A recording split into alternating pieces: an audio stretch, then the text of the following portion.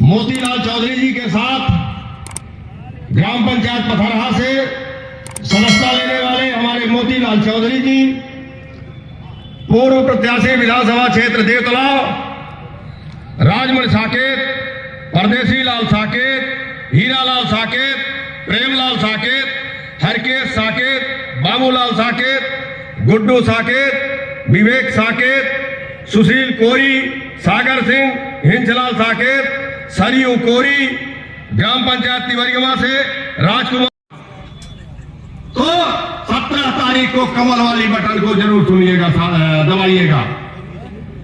मैं एक और निवेदन करना चाहता हूं सूचना के बतौर, माइक की आवाज पीछे तक बराबर जा रही है कि नहीं जा रही है? माइक वाले ठीक करें, वो पीछे से आवाज आ रही कि नहीं आ रही? वहां से कॉल आया था, उधर से आ रही है आवाज, वो पीछे से आवाज आ रही है। तो ऐसे कैसे करते हैं? ठीक है, आ रही है, कह रहे हैं। अपने बीच में हमारे विधानसभा के संयोजक देवेंद्र शुक्ला जी से मैं आग्रह करूंगा कि आए और सभा को संबोधित करें। कुछ ही पल में हमारे नेता अमित शाह जी, जो केंद्रीय मंत्री गृह एवं सहकारिता मंत्री हैं, पहुंचने वाले हैं। सूचना आ चुकी है कि वो उतरने वाले हैं, बहुत ही जल्दी आपके बीच उपस्थित होंगे। तब तक मैं चाहूंगा कि देवेंद्र शुक्ला जी आए और अपने विचार रखें।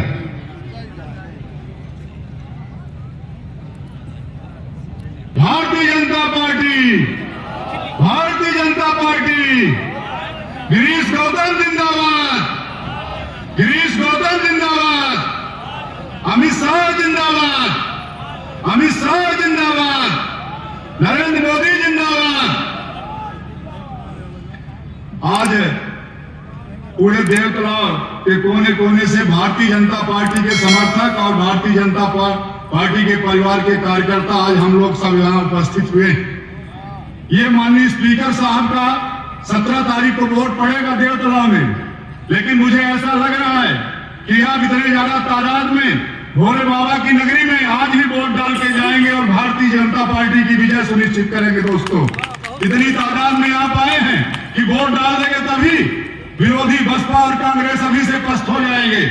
और मुझे विश्वास है कि आने वाले 17 तारीख को जब हमारा मतदान शुरू होगा तो शाम तक हमारा यह भी निर्णय हो जाएगा कि दूर दूर तक कहीं तक बसपा और कांग्रेस दिखाई नहीं देंगे मित्रों। और निश्चित रूप से हमारा जो लक्ष्य है देवतलाव विधानसभा का कि हम 1 लाख पार करेंगे, 1 लाख पार करेंगे मित्रों। इस बार देवतलाव की पहचान हम लोगों की है, भाजपा की, और हम लोग कसम खा के रखे हैं पूरे हमारे एक पोलिंग बूथ के कार्यकर्ता कि सबको हमको एक ही नारा है कि अपनी अपनी पोलिंग जीतना है। और यदि हम पोलिंग अपनी जीत गए तो निश्चित रूप से 1 लाख पार कर गए। फिर इसके बाद कोई दोबारा इस देवतलाव में गिरीश गौतम से लड़ने लायक कोई नहीं बचेगा। मैं आपसे अपील करता हूं कि हमारे पूरे देवतलाव विधानसभा के लोग हैं, एक संयोजक होने के नाते मेरा दोनों हाथ जोड़ करके आपको प्रणाम करता हूं और ये कहता हूं कि माननीय जी ने जितना हो सका वो निरंतर 462 करोड़ की रोड इसी धरती पर हुआ है, इसी धरती पर रोडों का जाल बिछाने का काम। और सबसे ज्यादा चिकित्सा के माध्यम से 7,000 लोगों को डायरेक्ट अनुदान दे करके हमारे इस देवतलाव विधानसभा के लोगों को दिया है माननीय जी ने।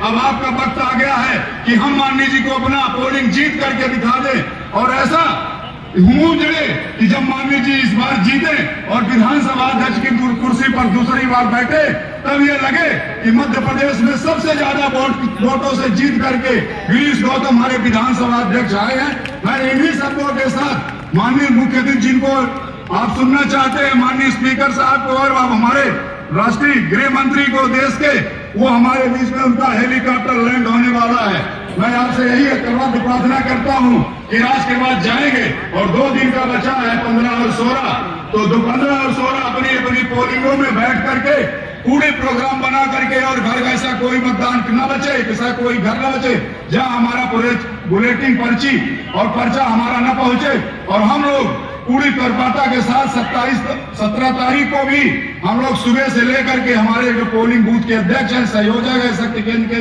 और पार्टी के पदाधिकारी हैं, सब लोग चिंता करेंगे। जब तक हमारा मतदान समाप्त नहीं होता तब तक अपने अपने पोलिंग में डटे रहेंगे।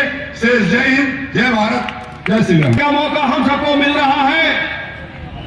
हम देवतला विधानसभा के कार्यकर्ता साथी, मतदाता बंधु, निश्चित तौर पर हम सब भाग्यशाली हैं कि ऐसे हमें महापुरुषों का स्वागत अभिनंदन करने का मौका मिल रहा है। जोरदार तालियों के साथ स्वागत करेंगे। माननीय अमित शाह जिंदाबाद, जिंदाबाद। माननीय अमित शाह जिंदाबाद, जिंदाबाद। माननीय अमित शाह जिंदाबाद, जिंदाबाद, जिंदाबाद, जिंदाबाद।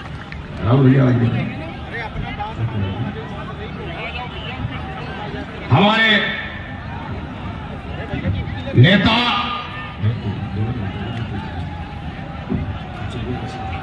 हमारे अतिथि माननीय विधानसभा अध्यक्ष महोदय गिरीश गौतम जी मंच पर विराजमान हो चुके हैं। साथ में हमारे केंद्रीय मंत्री अमित शाह जी, जोरदार तालियों से स्वागत करें बंधुओं। भारतीय जनता पार्टी जिंदाबाद, जिंदाबाद, जिंदाबाद, जिंदाबाद, जिंदाबाद, जिंदाबाद, जिंदाबाद,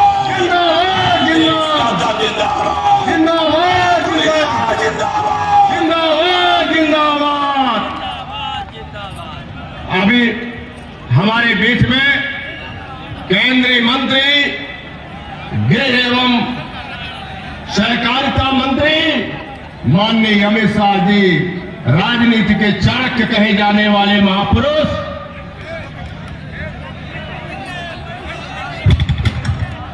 बोलो देवतला भोलेनाथ की। हमारे लिए बड़ी खुशी का विषय है, हम सबके सम्मान का विषय है कि आज हमारे देश के हमारे गृह मंत्री माननीय अमित शाह जी देवतला के भीतर आए हुए हैं। आप सब करतल धन से उनका स्वागत करिए, जोरदार स्वागत करिए। और मैं सीधे बिना अपने बात किए हुए आप सबसे आग्रह करते हुए 17 तारीख को जब जाए तो केवल कमल की बटन दबाई आग्रह करते हुए सम्मानित अमित शाह जी को आमंत्रित करता हूं, आकर के अपनी बात करें। नरेंद्र मोदी जिंदाबाद, जिंदाबाद, जिंदाबाद। गिरीश गौतम जिंदाबाद, जिंदाबाद, जिंदाबाद। अमित शाह जिंदाबाद, जिंदाबाद, जिंदाबाद। भारतीय जनता पार्टी जिंदाबाद, जिंदाबाद, जिंदाबाद। भारतीय जनता पार्टी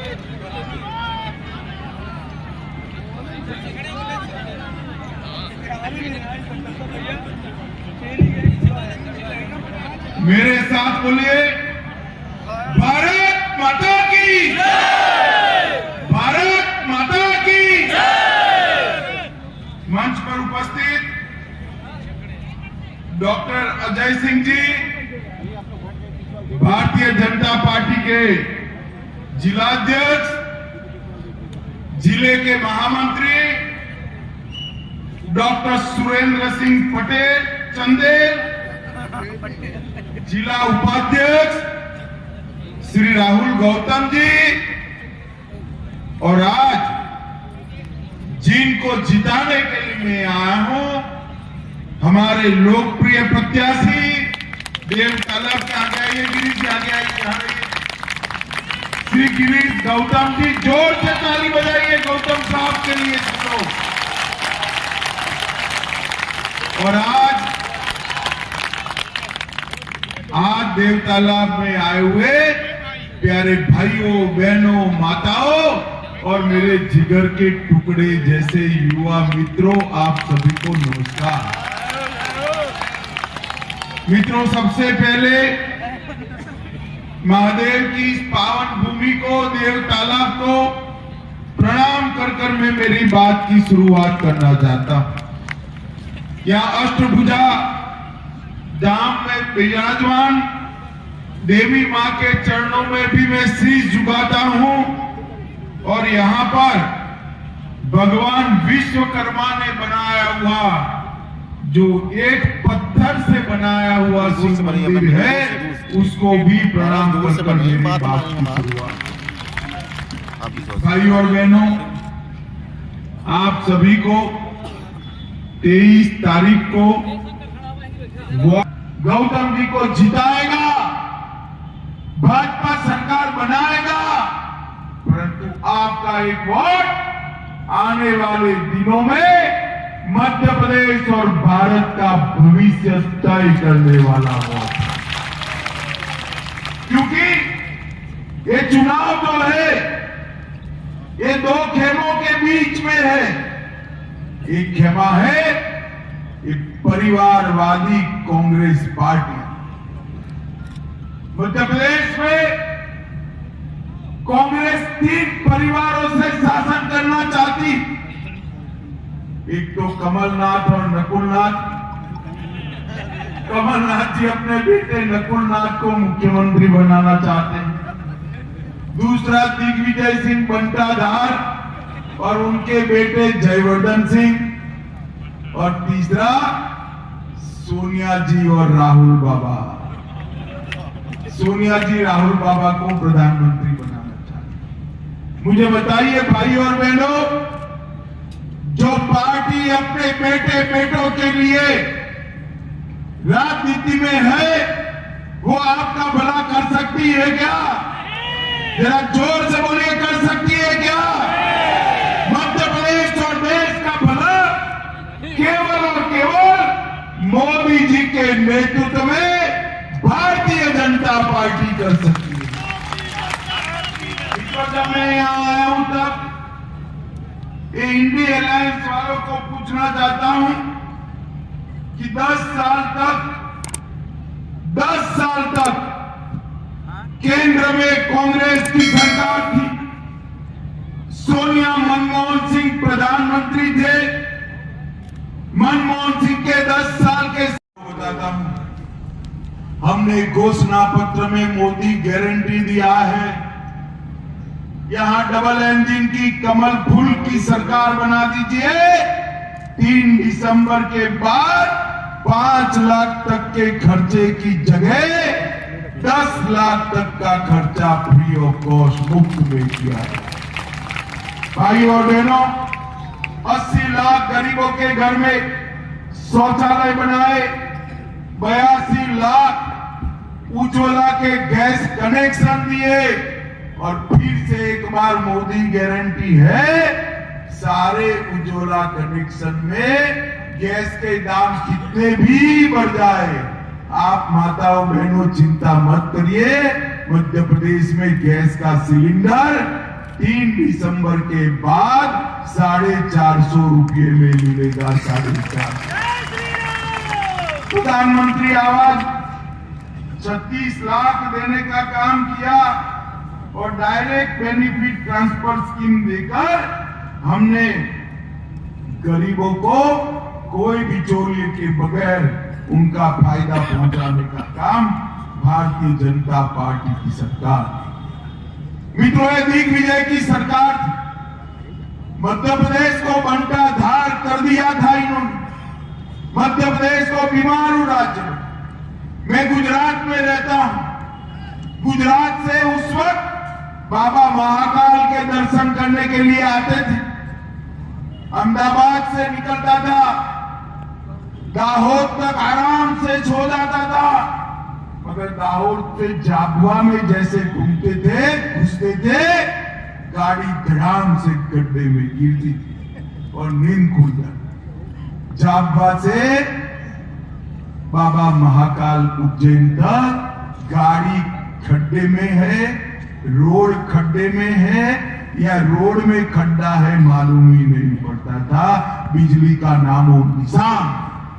मध्य प्रदेश को पूरा बर्बाद करके, पूरा चंबल के अंदर गैंग, डकैत, फिरौती, मध्य प्रदेश के अंदर कौमी दंगे, इस सारी चीजों को समाप्त कर 18 साल के अंदर शिवराज जी के शासन में मध्य प्रदेश बेमिसाल राज्य बना है। बीमारू राज्य से बेमिसाल राज्य बनने का काम भारतीय जनता पार्टी ने किया। 23,000 करोड़ का बजट छोड़कर गए थे वो लोग। सिर्फ 23,000 करोड़ का शिवराज जी ने अंतिम बजट 23,000 करोड़ से बढ़ाकर 3,14,000 करोड़ का बजट देने का काम मध्य प्रदेश सरकार ने किया। एसटी, एससी, ओबीसी सिर्फ 1,000 करोड़ का बजट था, 1,000 करोड़ का बजट बढ़ाकर 64,000 करोड़ का करने का काम भारतीय जनता पार्टी ने किया है। मेडिकल कॉलेज की सीटें सिर्फ 620 थी, अब 4,000 है। और पर्यटक मध्य प्रदेश में 64 लाख सिर्फ आते थे, अब 9 करोड़ पर्यटक मध्य प्रदेश में आते हैं। 1 साल में 9 करोड़। मध्य प्रदेश को बीमारू राज्य से बेमिसाल राज्य बनाया। आप कमल के फूल पर बटन दबाइए, ये बेमिसाल राज्य को हम भारत का बेस्ट राज्य बनाकर आपको वापस देंगे। बेस्ट राज्य। माताओं, भाइयों, बहनों, ओबीसी की बात करते हैं और राहुल बाबा को भी किसी ने भाषण लिखकर दे दिया है कि ओबीसी बोलने से, पिछड़ा वर्ग की बात करने से ज्यादा वोट मिलते हैं। तो राहुल बाबा बोलते ही जा रहे, बोलते ही जा रहे। मैं राहुल बाबा को कहने आया हूं, कांग्रेस पार्टी पिछड़ा वर्ग की विरोधी पार्टी। सबसे पहले काका साहेब कालेलकर रिपोर्ट को सालों तक दबाकर एक कांग्रेस पार्टी ने रखा। मंडल कमीशन को आपने लागू नहीं किया। आपके पिताजी राजीव गांधी ने मंडल कमीशन को लागू करने का विरोध किया। इसके सामने मोदी जी ने पिछड़ा वर्ग आयोग को संवैधानिक मान्यता देकर पिछड़ा वर्ग को संवैधानिक मान्यता देने का काम नरेंद्र मोदी जी ने किया। नीट की एग्जाम में 27% आरक्षण किया। केंद्रीय स्कूलों में पिछड़ा वर्ग के बच्चों का 27% आरक्षण किया। इसके साथ साथ सैनिक स्कूलों में 27% आरक्षण किया। और आजादी के बाद सबसे ज्यादा मंत्री अगर किसी एक सरकार में है तो नरेंद्र मोदी सरकार में 27 पिछड़ा वर्ग के मंत्री बनाकर पिछड़ा वर्ग को 35% सीटें देने का काम नरेंद्र मोदी। भाई और बहनों, मुझे बताओ जरा, ये कश्मीर जो है हमारा है या नहीं है? ऐसे नहीं, जरा राहुल बाबू को सुनाई पड़े, ऐसे बोलो, है या नहीं है? धारा 370 हटनी चाहिए थी या नहीं हटनी चाहिए थी? इस धारा 370 को कांग्रेस पार्टी अनरस्त बच्चे की तरह 70 साल से गोदी में पाल कर रखी थी। आपने मोदी जी को प्रधानमंत्री बनाया। 5 अगस्त 2019 को मोदी जी ने धारा 370 को समाप्त कर हमेशा के लिए कश्मीर को अपना। और उस वक्त जब मैं बिल लेकर पार्लियामेंट में खड़ा हुआ, ये राहुल बाबा क्या भाषण करते थे कि मत हटाओ धारा 370, खून की नदियां बह जाए।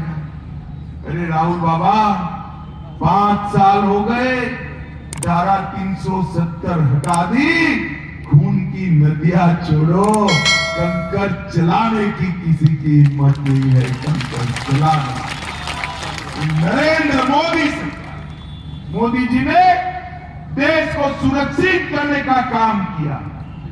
आपकी सरकार थी, आए दिन पाकिस्तान से आलिया मालिया जमालिया आते थे, बम धमाके कर चले जाते थे। और मौनी बाबा मनमोहन सिंह के मुंह से उफ नहीं निकलता था। नरेंद्र मोदी जी आए, उरी और पुलवामा में हमला किया। मोदी जी ने 10 ही दिन के अंदर सर्जिकल स्ट्राइक का काम किया है। भारत के तिरंगे को चंद्रयान के माध्यम से चंद्रमा पर पहुंचाने का काम नरेंद्र मोदी जी ने किया है।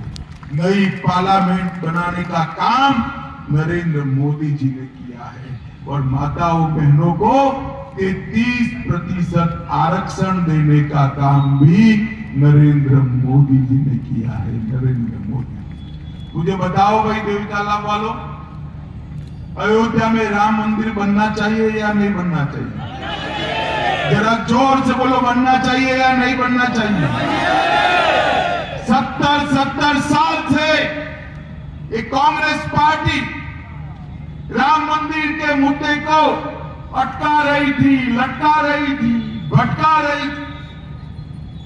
550 साल से प्रभु श्री राम अपमानित अवस्था में नरेंद्र मोदी सरकार आई, मोदी जी ने राम मंदिर का शिलान्यास करने का काम कर दिया। और मित्रों, 2014 से 19 में पार्टी का अध्यक्ष था। राहुल बाबा मुझे बहुत ताने लगाते थे,